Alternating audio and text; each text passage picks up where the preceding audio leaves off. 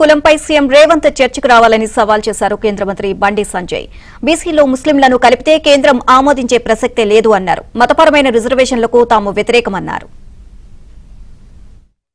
ఒక ప్రధానమంత్రి మీద అవాకులు చవాకులు విసిరే ముందు ఆలోచించుకోవాల్సిన అవసరం ఉంది. ఇది రేవంత్ గారి విజ్ఞతగా వదిలేస్తున్నాం మేము. అప్పుడు మీరు టీడీపీలో ఉన్నారు, ఇప్పుడు కాంగ్రెస్ లో ఉన్నారు.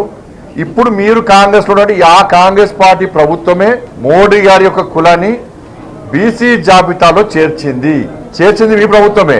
నరేంద్ర మోడీ గారు ప్రధానమంత్రి అయిన తర్వాత ఈ దేశంలో ప్రతి ఒక్క బీసీ వెనుకబడిన వర్గాలకు చెందిన ప్రతి ఒక్క వ్యక్తి కూడా మేమే ప్రధానమంత్రులు అయినామని చెప్పి ఒక సంతోషాన్ని వ్యక్తం చేశారు.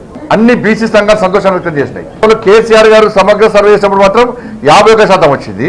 ఇప్పుడు మీ ప్రభుత్వం సర్వే చేస్తే మాత్రం 46% వచ్చింది.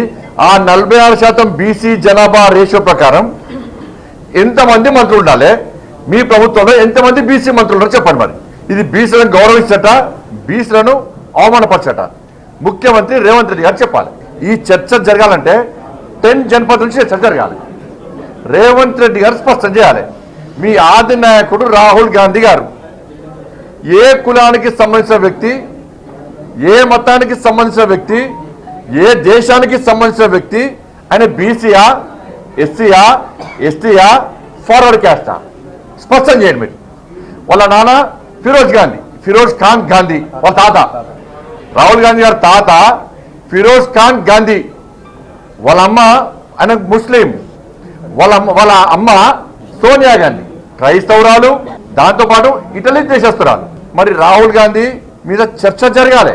మీరు రాహుల్ గాంధీ గారిని మీ నాయకుడిగా బీసీ బీసీ నాయకుడు అని మీరు ప్రోత్సహిస్తురా, లేకుంటే ముస్లిం అని ప్రోత్సహిస్తురా, క్రిస్టియన్ అని ప్రోత్సహిస్తురా, లేకపోతే వేరే దేశస్తులను ప్రోత్సహిస్తురా? ఏ దేశస్తుడు, ఏ మతం, ఏ కులం? కులం లేదు అనకు, మతం లేదు, ఓ జాతి లేదు, ఒక దేశం లేదు. చర్చ జరగాలి, దాని మీద చర్చ జరగాలి. నరేంద్ర మోడీ గారిని బీసీగా ఈ దేశం గుర్తించింది. ఈ దేశంలోని బీసీలందరూ గుర్తించారు.